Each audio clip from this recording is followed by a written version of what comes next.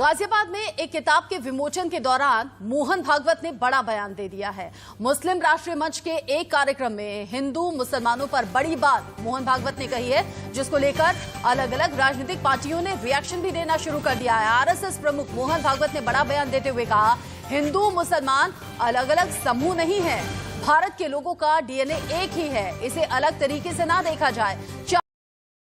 भारत के लोगों का डीएनए एक ही है, इसे अलग तरीके से ना देखा जाए। 40,000 साल से भारत के लोगों के पूर्वज एक ही रहे हैं, एक ही विरासत हमारी है, एक करने की जरूरत हमें है नहीं, क्योंकि हम ऑलरेडी एक हैं। मुस्लिमों को बाहर जाने के लिए कहने वाले जो लोग हैं वो हिंदू नहीं हो सकते। लिंचिंग की घटनाओं पर भी बोले हैं, कहा है कि गाय के नाम पर हिंसा करना किसी भी तरह से हिंदुत्व नहीं माना जा सकता। हिंसा करने वालों के खिलाफ कानून अपना पूरी तरीके से काम करे, कानूनी कार्रवाई करे, सख्त कदम उठाए। राजनीतिक लोगों को एकजुट नहीं कर सकते। ये बड़ी बातें कहा है कि राजनीतिक एकता तोड़ने का हथियार बन सकती है और वोट के लिए हम किसी भी तरह का कोई बयान नहीं देते हैं, वोटों से हमें कोई मतलब नहीं है। एक बार सुनिए क्या कुछ कहा। लेकिन लिंचिंग करने वाले ये हिंदुत्व के खिलाफ जा रहे हैं, वो आतताई है। कानून के जरिए उनका निपटारा होना चाहिए। अगर हिंदू कहते कि यहां एक भी मुसलमान नहीं रहना चाहिए तो हिंदू हिंदू नहीं रहेगा। विचार मेरा नहीं है, ये विचार संघ की विचारधारा का अंग है, क्योंकि हिंदुस्तान एक राष्ट्र है। हम समान पूर्वजों के वंशज हैं।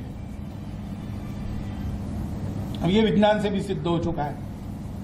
40,000 साल पूर्व से हम भारत के सब लोगों का डीएनए, सब लोगों का निरपवाह डीएनए समान है। भारत के सब लोगों का डीएनए एक है, ये बड़ी बात कही है मोहन भागवत ने। भागवत के बयान की क्या कुछ बड़ी बातें हैं, आप जल्दी से जान लीजिए। हिंदू और मुसलमान अलग अलग समूह नहीं है, ये बड़ी बात कही। भारत के लोगों का डीएनए एक है, भारत के लोगों के पूर्वज एक ही हैं और 40,000 साल से एक ही विरासत है। हमें एकजुट करने की जरूरत नहीं, क्योंकि हम पहले से एक हैं। मुस्लिमों को अगर कोई बाहर जाने के लिए कहता है, धमकाता है या डराता है तो वो हिंदू नहीं है। गाय के नाम पर हिंसा करना कहीं से कहीं तक हिंदुत्व नहीं हो सकता। हिंसा करने वालों के खिलाफ कानून अपना काम करे, सख्ती से पालन करे और कड़े एक्शन भी ले। राजनीति लोगों को एकजुट नहीं कर सकती। उन्होंने कहा कि वोट की राजनीति हम नहीं करते, राजनीति एकता तोड़ने का हथियार बन सकती है और वोट की राजनीति में हम पड़ते नहीं हैं। हम देश को साथ लेने का काम करते हैं, साथ चलकर एक साथ एकजुट रहा जा सकता है। और सबसे बड़ी बात उन्होंने कहा है कि हिंदू और मुसलमान को अलग अलग तरीके से ना देखा जाए। अब ये बड़ी बात कह दी है, वो भी उत्तर प्रदेश की सरजमी से कह दी है। उत्तर प्रदेश के गाजियाबाद में मंच पर मोहन भागवत थे और वहीं से ये बड़ा संदेश और बड़ा बयान दे दिया। 2022 में उत्तर प्रदेश में चुनाव भी होने हैं, क्या उस लिहाज से इस बयान को देखा जाए? अलग अलग पॉलिटिकल पार्टी अलग अलग रिएक्शन इस पर दे रही है, वो आपको सुनवाएंगे। लेकिन उससे पहले देश की जनसंख्या को समझना जरूरी है, क्योंकि हिंदू मुस्लिम को लेकर यह बयान दिया है।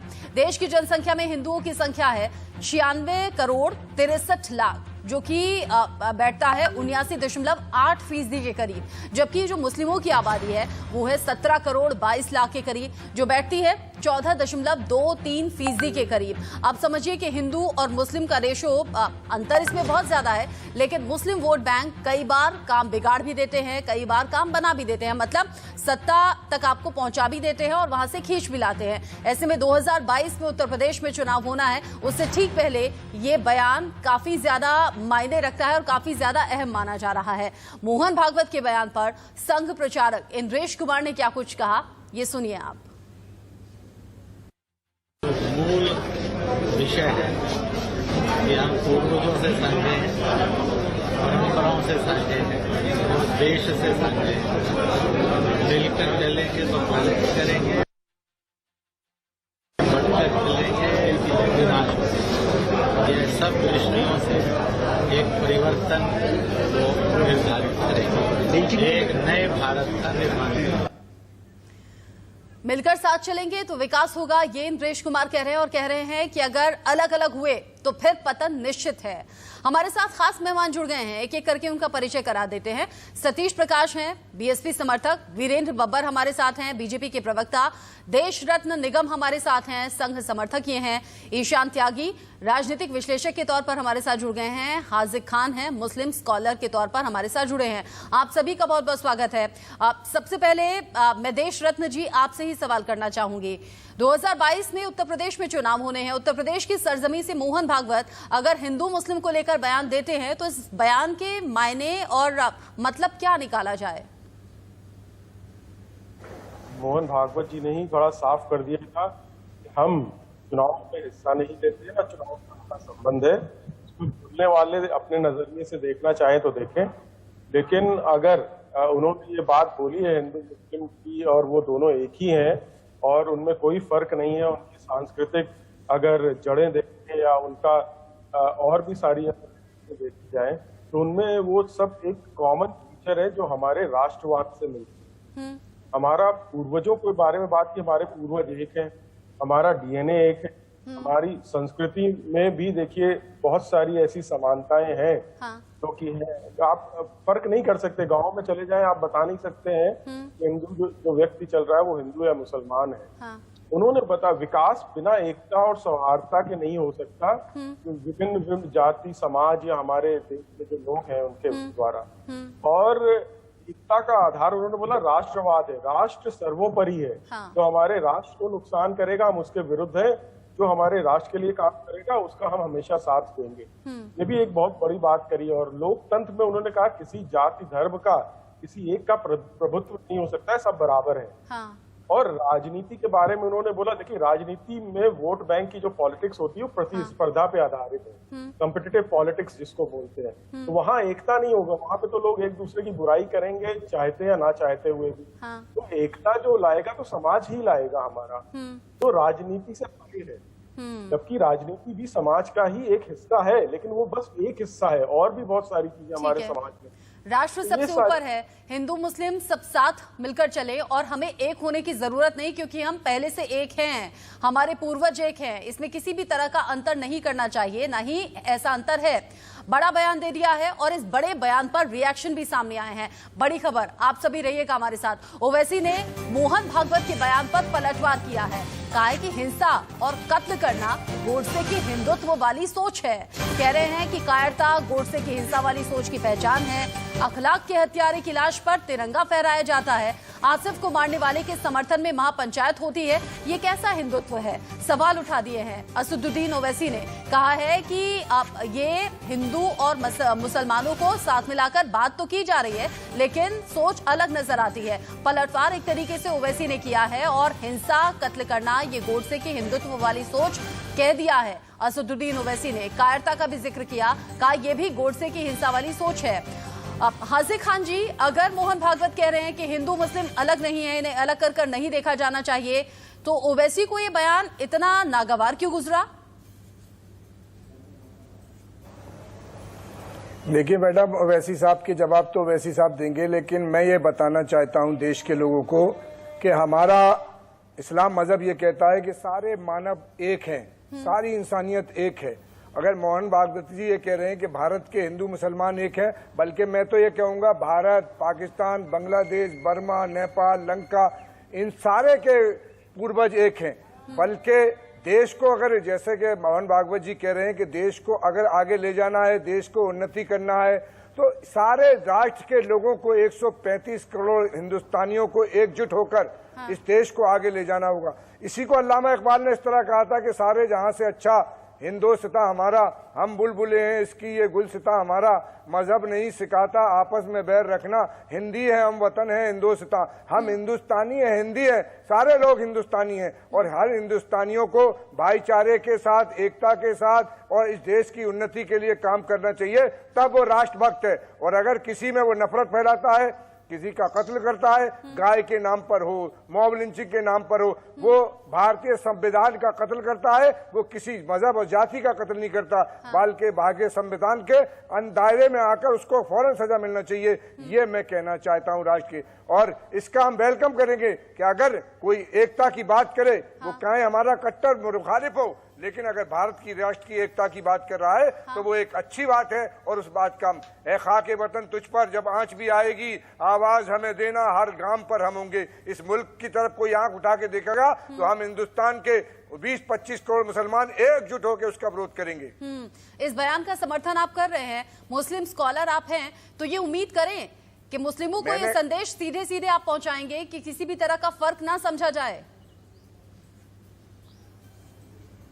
देखिए, फर्क मुसलमान नहीं करता, हम तो भाईचारे के साथ रह रहे हैं। हम हिंदुस्तान के हिंदुओं को अपना बड़ा भाई मानते हैं और वो हम उनके छोटे भाई हैं। और दो भाई जब रहते हैं एकता के साथ तो वो घर तरक्की करता है, वो बिजनेस तरक्की करता है, वो मुल्क तरक्की करता है। और जब भाइयों में पटास हो जाती है, दिल तोड़ दिए जाते हैं। देखिए, दिल बटा तो पाकिस्तान बटा, दिल बटा तो कोरिया बटा, दिल बटा तो आपने कहा जो बांटते हैं, जर्मनी कौन बटा। बांटते हैं ये सर? वो लोग हैं जो देश के सर कौन बांटते हैं? नफरत फैलाने वाले, जो मॉब लिंचिंग कर देते हैं, जो किसी का कत्ल कर देते हैं इस बात पर कि तू मुसलमान है, तू हिंदू है। और मैं उन्हें जानवर समझता हूँ, दरिंदा समझता हूँ। वो किसी हिंदू का कत्ल करके होके मुसलमान कोई खुश हो और कोई मुसलमान का कत्ल करके कोई हिंदू खुश हो, ये मैं उन्हें दरिंदा समझता हूँ, जानवर समझता हूँ, इंसान नहीं मानता। बिल्कुल माफी के लायक नहीं है। लेकिन ये है कौन लोग जो इस तरह की नफरत फैलाते हैं? ये सब वो लोग हैं मैडम जिनको ना तो भारत से प्यार है, ना इस देश की संविधान को जानते हैं, ना इस संविधान से प्यार करते हैं। इस मुल्क में रहने वाले भारत के हिंदू भारत माँ को माँ कहते हैं और उसकी दो आंखें हैं, हिंदू और मुसलमान। और एक आंख को फोड़कर अगर कोई भारत माँ को काला करने की कोशिश करेगा तो हम उसके विरोध खड़े होंगे। और चाहे वो दूसरा मुल्क हो या मान, उसके खिलाफ है हम। कोई दो राय नहीं। हिंदू मुस्लिम ये सभी का देश है और सबके लिए बराबर और समानता के अधिकार भी यहाँ पर हैं। इसीलिए अगर कोई भी बांटने की राजनीति करता है या कोई भी नफरत फैलाने की कोशिश करता है, उन लोगों को, उन चेहरों को पहचानना चाहिए। सतीश प्रकाश जी, 2022 के चुनाव में मायावती बड़े बड़े दावे कर रही हैं, हिंदू मुस्लिम को अब बांट नहीं पाएंगी, अब वो मंच से कह नहीं पाएंगी कि मुस्लिम वोट बैंक बंटने मत देना। देखिए, 2022 में आस्था कोई मुद्दा नहीं होगा, धर्म कोई मुद्दा नहीं होगा। उत्तर प्रदेश की राजनीति के जो जनमानस के मुद्दे हैं, शिक्षा, स्वास्थ्य, रोजगार, यही एक मुद्दे रहेंगे। और हर आदमी के लिए, देखिए, महामारी के काल में आपने देखा होगा मोहन भागवत जी के तरफ। सतीश जी, मतलब आप ये कह रहे हैं, सतीश जी, मतलब आप ये कह रहे हैं कि पिछली बार मायावती से गलती हो गई जब मंच से कहा मुस्लिम वोट बैंक बंटने मत देना, और 2022 में चुनावी मुद्दे अलग हैं, अब विकास के मुद्दे पर लड़ाई होगी। नहीं, आप सुनिए ना, अब देखिए इनकी भाषा देखिए ना। महामारी के काल में आरएसएस प्रमुख इस देश में रह रहे थे, इस देश के संचार साधनों को भी देख रहे थे।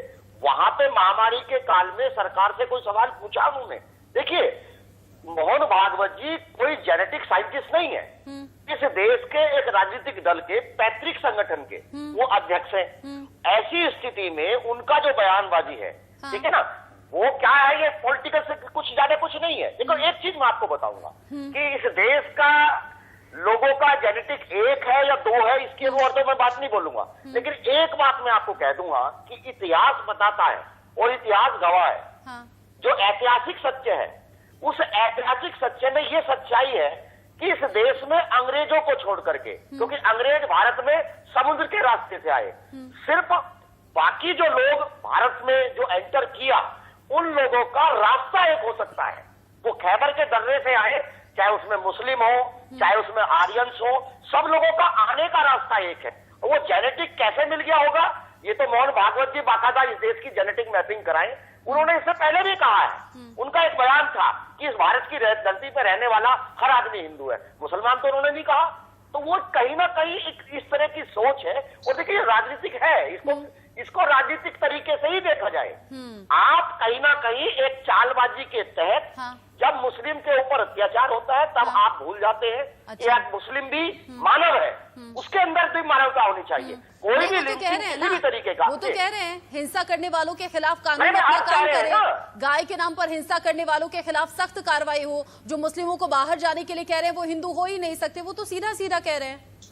देखिए, जब कोई मुस्लिम लिंचिंग का शिकार होता है, ऐसी भीड़ का शिकार होता है, तब मोहन भागवत जी की तरफ से बयानबाजी नहीं आती। आज जो देश में महामारी का काल है, तमाम लोगों ने अपनी आपको जान दिक्कत गंवाई ये है। है, मैं समझ ऐसे में गई। महामारी में बोलते मैं हैं ना, समझ गई, मैं लिंचिंग समझ थोड़ी हो रही है गई। अब किसी आपको की। दिक्कत है यह ना? है कि अब महामारी के लिंचिंग के दौरान, मामले में ठीक जब है सर, आप ये कहना चाह रहे हैं कि महामारी के दौरान सरकार से सवाल नहीं किया और जब ये घटनाएं घटी तब उन्होंने जरा बड़े मैनेजर बयान बन गया नहीं दिए, पापा। तो अब दिए हैं। वीरेंद्र जी, चुनावों से पहले मोहन भागवत के इस बयान को किस तरीके से देखा जाए? क्या ये बीजेपी को मार्गदर्शन है या संदेश है कि मुस्लिमों को भी साथ लेकर चलना है, अब कोई बांटने की राजनीति ना हो? देखिए रचना जी, मैं आपको एक बात कहना चाहूंगा।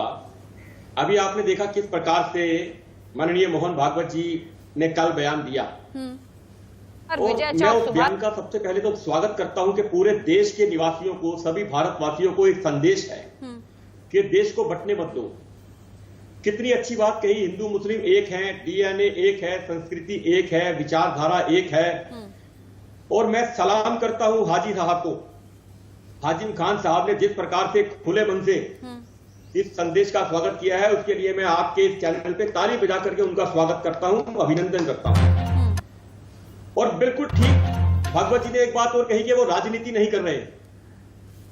हाजिम साहब भी राजनीति नहीं कर रहे, हम भी राजनीति नहीं कर रहे, परंतु सतीश प्रकाश जी को यह बात हजम नहीं हो रही। अगर एक देश के अंदर सौहार्दपूर्ण वातावरण बनाने की दिशा में एक महत्वपूर्ण व्यक्ति के द्वारा इतना बड़ा संदेश दिया जाता है, आप कल्पना कीजिए, अभी ये बात कर रहे थे, मैं बताना चाहता हूं आज भारत की सीमाएं 2500 मील लंबाई, 2500 करोड़ मील लंबाई और 2500 करोड़ मील चौड़ाई में है। अगर हम 6वीं शताब्दी की बात करें, जब महाराजा हर्षवर्धन हुआ करते थे, जो इस देश का स्वर्णिम काल माना जाता है, जिस समय इस देश को सोने की चिड़िया कहा जाता था, उस समय इस देश की सीमाएं 4500 किलोमीटर चौड़ाई और 4500 करोड़ किलोमीटर लंबाई में थी। यह Iran, Afghanistan, Pakistan, Sri Lanka, Nepal, Bangladesh, Thailand, Cambodia, Mauritius, Singapore, ये सब भारत के हिस्से थे। तो भारत को किसने तोड़ा? भारत के बीच में ये बात कर रहे थे अभी के खैबर से लोग आए, बिल्कुल आए खैबर से। मोहन भागवत जी का बयान एक बार दोबारा सुनना चाहिए इनको।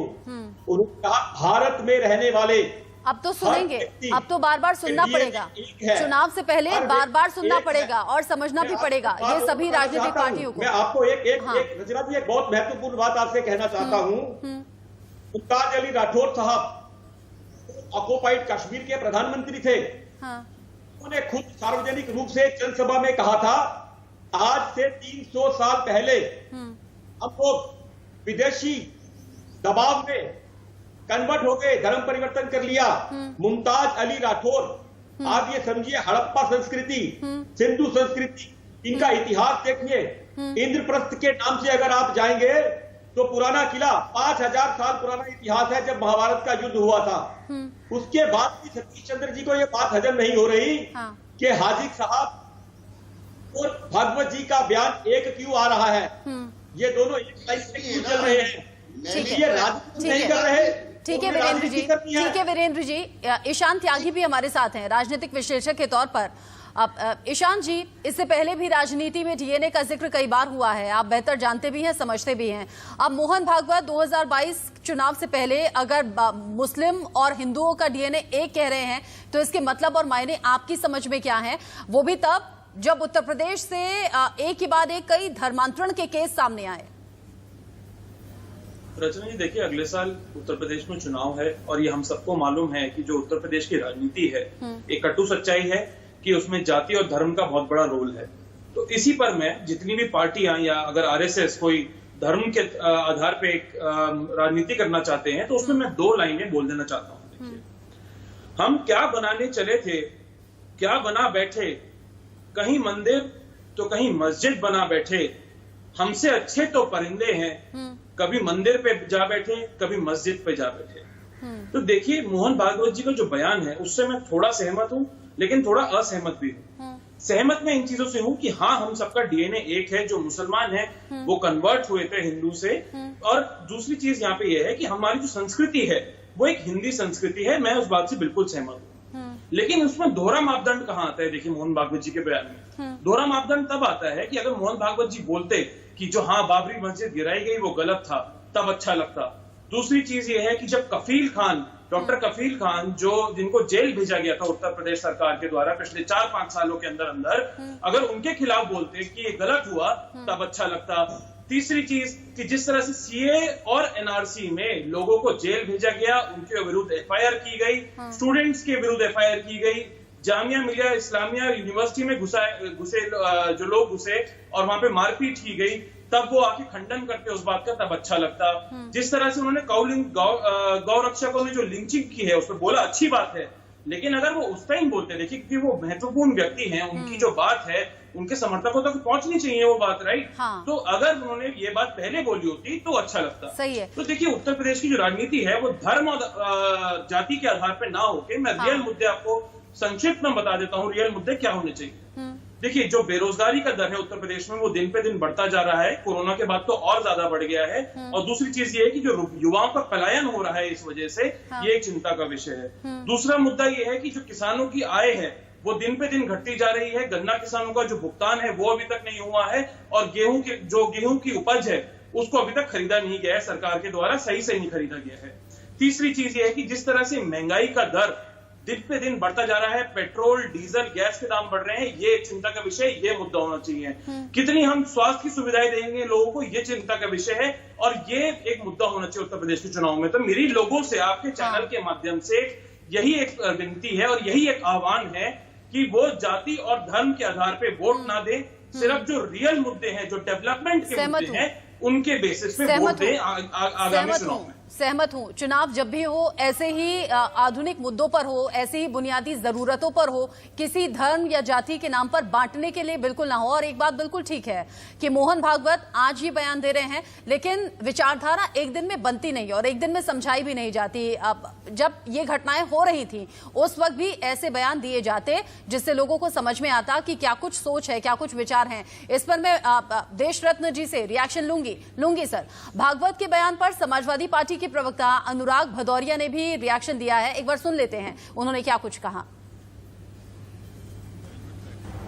समाजवादी पार्टी हमेशा से कानून को अपने हाथ में लेने के खिलाफ रही है। ये देश संविधान और कानून से चलता है। संविधान और कानून को बनाए रखने की जिम्मेदारी सरकार की होती है। सरकार अपनी जिम्मेदारी से सभी विपक्षी पार्टियां कह रही हैं कि जिम्मेदारियां निभाई नहीं, कानून व्यवस्था बेहतर है नहीं, बेरोजगारी चरम पर है, और अब बयान दिया जा रहा है हिंदू और मुस्लिम को लेकर जो लोगों के गले से उतर नहीं रहा। लेकिन देशरत्न जी, ये सवाल तो जहन में आएगा ना कि 2022 में चुनाव है, ऐसे में बड़ा बयान दे दिया। बड़ा अच्छा लग रहा है सुनने में कि हिंदू मुस्लिम का डीएनए एक है, हिंदू मुस्लिम में किसी तरह का कोई अंतर नहीं।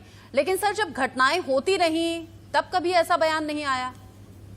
अरे ये मैं समझता हूँ कि मैं इस बात से सहमत नहीं हूँ। अगर मोहन भागवत जी के या और भी संघ के बड़े अधिकारी हैं, उन्होंने हमेशा बयान दिया है और हिंदू मुस्लिम एकता की हमेशा बात करी है। और डीएनए, देखिए मोहन भागवत जी डॉक्टर हैं और उनको मालूम है इंडिया की जो जीन मैपिंग हुई है तो उसमें सबका डीएनए कॉमन पाया गया है और वो सबसे पुराना भी पाया गया, यहाँ तक कि उसके 1 बिलियन लोग यूरोप में भी पाए जाते हैं। तो आर्यन का आना की जो थ्योरी है वो भी गलत साबित हो चुकी है। लोग यहाँ से बाहर गए, ये भी साबित हो चुका है आज की डेट में। तो वो उन्होंने जो बोला बहुत साइंटिफिक और वैज्ञानिक आधार पे बोला है। और दूसरा देखिए, इसमें बहुत इस इनके बयान को बहुत ही महत्वपूर्ण है भागवत जी का, क्योंकि आपको इसके लिए सऊदी अरेबिया के जो क्राउन प्रिंस हैं उन्होंने हदीस को रिजेक्ट किया और जितने जो पाकिस्तान, बांग्लादेश और हिंदुस्तान के मुसलमान को थर्ड रेट सिटीजन बताया, कहते हैं हम ओरिजिनल मुस्लिम हैं, आप नहीं, आप थर्ड रेट इंसान हैं। वो उनका स्टेटमेंट है, ऑन रिकॉर्ड है। तो उसको अगर महत्व अगर देते हैं आप, तो आपको रहेगा कि यहाँ के मुसलमान उनसे अलग हैं और उनका डीएनए अलग है और हम सऊदी अरेबिया से सहमत नहीं है। उन्होंने हदीस को भी रिजेक्ट किया, तो वहां पे बदलाव आ रहे हैं। और दूसरा, हिंदुस्तान में जो भय का वातावरण और चक्रव्यूह पैदा किया है नेताओं ने, उसमें हिंदू और मुस्लिम है, इस्लाम खतरे में है, उस डर से बाहर निकलने की बात करी है। इसमें कोई और इस तरह के बयान मोहन भागवत जी हमेशा, उनकी सारी आप पीछे पढ़े और सुने तो ये इन्होंने एकता की और राष्ट्रवाद की हमेशा बात करी है। तो ये दोहरा मापदंड ये कहना, तो ये तो देखिए राजनीतिक बयान है और ये करते रहेंगे पार्टियां, चाहे समाजवादी पार्टी हो, कांग्रेस हो या बसपा हो, ये लोग करते रहेंगे। लेकिन तत्व में अगर आप जाएंगे तो आपको तो एक ही संस्कृति है आपकी, आपका विकास तभी हो सकता है, दुनिया में विश्व गुरु आप तभी बन सकते हैं जब आप में एकता होगी, चाहे वो हिंदू मुसलमान हो, चाहे और भी वर्ग हो जो हमारे समाज के हैं उनकी, और समाज को नेतृत्व लेना पड़ेगा।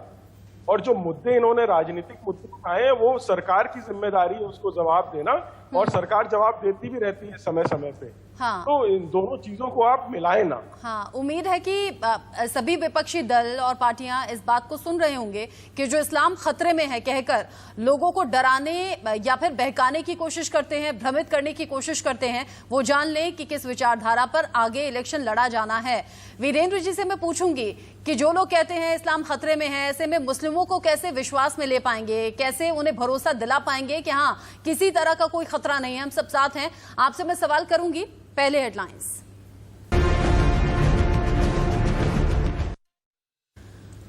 दो 2022 के चुनावों से ठीक पहले मोहन भागवत ने बड़ा बयान दे दिया है। हिंदू और मुसलमान एक होने की बात कही है, कहा है कि सभी का डीएनए एक है और हमें एकजुट होने की जरूरत नहीं, हम ऑलरेडी एक हैं। लेकिन अब अलग अलग पार्टी अलग अलग रिएक्शन दे रही है। इससे पहले असदुद्दीन ओवैसी का हमने रिएक्शन बताया। अब बड़ी खबर यह कि दिग्विजय सिंह ने बड़ा वार किया है और सवाल पूछा है, कहा है कि भागवत जी पहले अपने शिष्यों को तो समझाएं।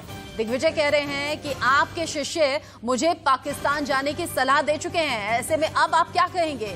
आपके शिष्य पहले आपकी बात का पालन करें तो मैं मान जाऊंगा कि हाँ सब एक हैं। दिग्विजय सिंह ने मोहन भागवत के बयान पर निशाना साधते हुए ये बड़ी बात कह दी है और कह दिया है कि भागवत जी के शिष्य खुद उनकी बात ही नहीं मानते, ऐसे में और लोग उनकी बात कैसे मानेंगे और कैसे इस बात पर भरोसा लोगों को दिला पाएंगे कि हाँ हिंदुस्तान में सब कुछ ठीक है और हिंदू मुसलमान एक हैं। ये बड़ी बात कह दी है। भागवत के बयान पर मुस्लिम धर्मगुरु और बीजेपी नेताओं का रिएक्शन भी सामने आ रहा है। सुनवाते हैं आपको किसने क्या कुछ कहा। बातें अलग हो सकती हैं, हम अब सबकी परंपराएं अलग हो सकती हैं, हमारी पूजा पद्धति जरूर अलग हो सकती है, लेकिन हमारा सबसे पहला जो धर्म है इंसान और इंसानियत का है, भारत में रहते हैं भारतीय का है। आओ हम भारत को मजबूत करें, भारतीयता को मजबूत करें, राष्ट्र सर्वोपरि है। मुझे लगता है कि पूरे हिंदुस्तान के मुसलमान उसका स्वागत करेंगे। उन्होंने एक एक बिंदु पे बेहद शालीनता से, बेहद जो उनके बात करने का अंदाज है उसको वो करते हुए लोगों के सामने अपनी बात रखी। उन्होंने कहा है कि मैं राजनीतिक बात करने नहीं आया हूँ, मैं राजनीति से हमारा कोई लेना देना नहीं। आज के बाद जिस तरीके से नए भारत का इतिहास लिखा जाने वाला है, जिसमें मोहब्बत होगी, भाईचारा होगा, हमारी संस्कृति होगी, हमारी तहजीब होगी, हमारा जो हम साथ मिलकर जिस तरह के दोनों समाज काम करते हैं वो सब होने वाला है। इसमें कड़वाहटें कम होती चली जाएंगी और मोहब्बतें बढ़ती चली जाएंगी। देखिए बीजेपी तो इस बयान का स्वागत कर ही रही है, मुस्लिम धर्मगुरु भी इस बयान का स्वागत कर रहे हैं, खुद डिबेट में शामिल जो मुस्लिम स्कॉलर हैं वो भी इस बयान का स्वागत कर रहे हैं। क्या कह रहे हैं कि जब देश में हिंदू मुस्लिम में एकता नजर आएगी, सबको साथ लेकर चलेंगे, तभी देश का विकास संभव है, वरना बांटने की राजनीति अगर हुई तो फिर सालों साल इसी तरीके से भारत सिर्फ और सिर्फ विकासशील देश ही कहलाएगा। वीरेंद्र जी, हिंदू मुस्लिम एक हैं, लेकिन जो लोग ये कहकर अपनी राजनीति चमकाते हैं कि इस्लाम खतरे में है, उनका मुंह बंद कैसे करेंगे, मुस्लिमों को भरोसा कैसे दिलाएंगे? रचना जी, मैं आपसे बताना चाहता हूं, अभी हमारे एक आदरणीय त्यागी जी कह रहे थे चैनल के ऊपर कि आरएसएस जो है धर्म के आधार पर राजनीति कर रही है, जबकि माननीय भागवत जी ने एक बात स्पष्ट रूप से कहा कि मैं राजनीति करने नहीं आया, मंदिर मस्जिद का भेद करने के लिए नहीं आया। और अभी ये हमारे आदरणीय त्यागी जी कह रहे थे कि जामिया के अंदर जो प्रोटेस्ट हुआ उसके खिलाफ कार्रवाई कीजिए, जेएनयू के अंदर जो प्रोटेस्ट हुआ, तो जहां पर भारत तेरे टुकड़े होंगे की बात कही जाएगी, लेके रहेंगे आजादी कहेगी बात कही जाएगी, क्या उनके खिलाफ कार्रवाई नहीं की जाएगी? और उसके बाद एक बड़ी महत्वपूर्ण बात इन्होंने कही, कितना सीधा झूठ बोला इन्होंने चैनल के ऊपर कि उत्तर प्रदेश के अंदर गन्ना फसल का पेमेंट नहीं दिया जा रहा, गेहूं की फसल नहीं खरीदी जा रही। बिल्कुल कोरा झूठ है कि जहां चाहे, जिस विषय पे चाहे, जब चाहे इस विषय के ऊपर अलग से मेरे साथ बहस कर सकते हैं। मैं इनको बता दूंगा कितना गन्ना खरीदा गया, कितना भुगतान हुआ, कितनी गेहूं खरीदी गई, कितना नुकसान हुआ। और आज जब इस देश के अंदर माननीय भागवत जी कह रहे हैं हम राजनीति नहीं करना चाहते, मुस्लिम धर्म कह रहे हैं, इस बयान का स्वागत कर रहे हैं कि राजनीति नहीं होनी चाहिए, परंतु जो लोग राजनीति कर रहे हैं उन्हें चैन नहीं पड़ रहा, क्योंकि उन्हें तो राजनीति कर रही है। हाँ। अगर भागवत जी राजनीति करते या भारतीय जनता पार्टी राजनीति करती या कोई राजनीतिक बात होती तो चुनावी विशेषज्ञ करना होता तो बात किया जाता हिंदुओं जाग जाओ। हाँ। जैसे ये इनके मुस्लिम लीडर करते हैं, हम इस्लाम खतरे में। हाँ। ऐसा कुछ नहीं किया गया। हिंदू मुस्लिम एक है, इनका डीएनए एक है, इनका परिवार एक है, इनका देश एक है। राष्ट्रवाद की बात की जा रही है, सौहार्दपूर्ण वातावरण में बात की जा रही है, सबको साथ लेकर चलने की बात की जा रही है, देश के विकास की बात की जा रही है, देश के एकता और अखंडता की बात की जा रही है। वो बात इन्हें लगता है कि ये राजनीति कर रहे हैं। इसके अंदर कहां से राजनीति है? कृपया कोई सज्जन मुझे बताएं। इससे सीधी सच्ची बात क्या हो सकती है? चाहे दिग्गज बताएं, चाहे ये जो हमारे ओवैसी साहब हैं, ये और राजनीति कर रहे हैं। भड़काने का काम है इनका। अरे भड़काइए, परंतु देश के अंदर जिस परिवार के अंदर जब कोई दंगा, कोई हालात बिगड़ते हैं तो कोई मरने वाला हिंदू या मुसलमान देख करके नहीं मरता। इसके घर के अंदर कोई इस प्रकार की दुर्घटना घटती है, उसके घर से पूछो कि उनके दिल के ऊपर क्या बीत रही है। उन्होंने 1947 के अंदर हिंदुस्तान पाकिस्तान बनते हुए देखा है। अगर वो बुजुर्ग को घर के अंदर बैठा है तो उनसे पूछो हिंदुस्तान पाकिस्तान बनते समय जिन लोगों के अंदर, जिन परिवारों में इस प्रकार की घटनाएं घटी, उन लोगों के मन पे क्या बीत रही है। अच्छी लग रही है आपकी बातें सुनने में। अच्छी लग रही है सर आपकी बातें सुनने में। खत्म करने का काम अच्छी लग रही है आपकी बातें सुनने में। देश में, हर प्रदेश में इसी तरीके का माहौल होना चाहिए। हाजिक खान जी, अब इस बात का प्रण ले लीजिए कि आने वाले चुनावों में अगर कोई भी पार्टी धर्म के आधार पर चुनाव लड़ेगी या वोट मांगेगी, आप बॉयकॉट करेंगे उनका। देखिए मैडम, हिंदुस्तान की पिछले 20 साल से राजनीति की ये चल रही है कि हिंदुस्तान में बड़ा नेता वो है जो किसी मुसलमान को गाली दे दे और कोई मुसलमान नेता किसी हिंदू को गाली दे दे। लेकिन भारतीय जनता पार्टी ने बाबरी मस्जिद से लेकर आज तक अडवाणी की रथ यात्रा से लेकर रामलला की चादर पे हवा पर बैठ के ही हुकूमत की है। लेकिन मैं 2022 में जो चुनाव आ रहा है उसमें उत्तर प्रदेश की जनता से ये अपील करूंगा कि आपको जो वोट देना है वो इस बात पे देना है कि उत्तर प्रदेश को विकास की तरफ कौन ले जा सकता है, उत्तर प्रदेश में बिजली घर घर गांव गांव कौन पहुंचा सकता है, उत्तर प्रदेश में मेडिकल सुविधा कौन दे सकता है, एजुकेशन पर उत्तर प्रदेश में भारत के उत्तर प्रदेश के लोगों को आगे कौन बढ़ा सकता है। इस पर वोट करना चाहिए। जो लोग इस पर वोट नहीं करते और जात और बिरादरी और धर्म पर नाम पर वोट करते हैं, वो अपना वोट का भी व्यर्थ करते हैं और देश में ऐसे लोगों को चुन के भेजते हैं जिनकी सोच राष्ट्रवाद की नहीं होती बल्कि अपनी कुर्सी की होती है कि सत्ता के भूखे होते हैं। सत्ता की भूख में सियासत नफरतों के जख्म भरने ही नहीं देती। जहां भरने पे आती है वो मक्खी बैठ जाती है। यह देश का हाल है।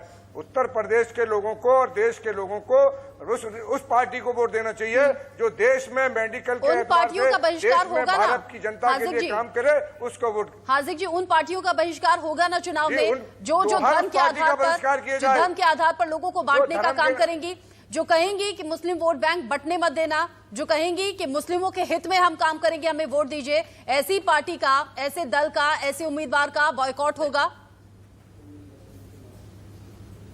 देखिए मैडम, हिंदुस्तान का मुसलमान 1947 से लेकर अब तक कांग्रेस पार्टी कोई मुसलमान पार्टी नहीं है, समाजवादी पार्टी कोई मुसलमान पार्टी नहीं है, बहुजन समाज पार्टी कोई मुसलमान पार्टी नहीं है, आरजेडी कोई मुसलमान पार्टी नहीं है, टीएमसी कोई मुसलमान पार्टी नहीं है। मुसलमानों ने हर हिंदुस्तान के उस लोगों को जो देश को एक लेकर एकता के साथ चलने की बात करते हैं, किसी पार्टी का जिक्र नहीं किया सर। और आने वाले मैंने किसी पार्टी का जिक्र नहीं किया। मैं ये कह रही हूँ कि जो मुस्लिम के नाम पर वोट मांगे, नाम ले दिया मैडम। हम मुसलमान जो भी मुस्लिम के आधार पर आपसे वोट मांगे, बहिष्कार कीजिएगा, बहिष्कार कीजिएगा। और जो मुस्लिमों के नाम पर आपको भड़काने या भ्रमित करने की कोशिश के, बहिष्कार कीजिएगा। जो हिंदुओं के नाम पर वोट मांग रहे हैं उनका बहिष्कार कीजिए। सतीश जी, आप कैसी बात कर रहे हैं? मौजूदा वक्त में हिंदू मुस्लिम बांटने की बात आप कर रहे हैं।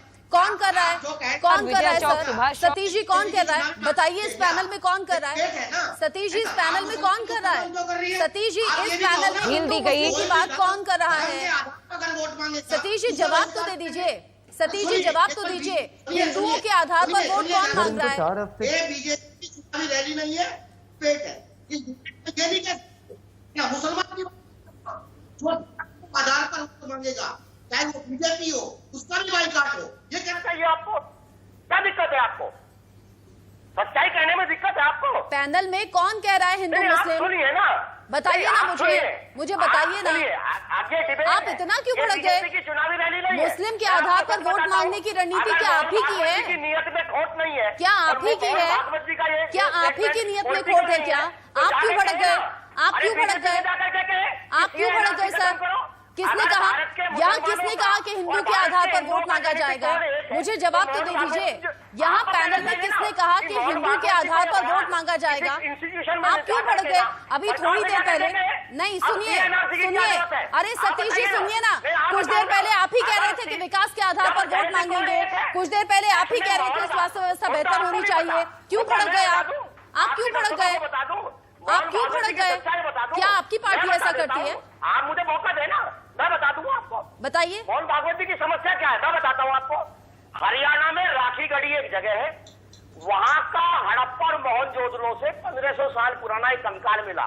उस कंकाल की जब जेनेटिक कोडिंग कराई गई बीजेपी के काल में, बीजेपी को लगा कि यही अच्छा मौका है, क्योंकि मुसलमान को तो आप बाबर की औलाद बताते हैं, लेकिन आपके ऊपर भी सवाल है ना।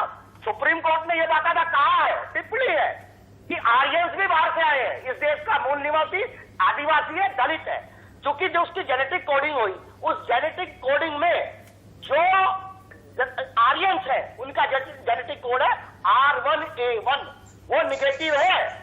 मोहन भागवत जी की खुद की जेनेटिक कोडिंग गड़बड़ है, आप मेरी बात समझ रहे हैं ना। तो आज हम मुसलमानों की जेनेटिक कोडिंग की बात करें, सुनिए,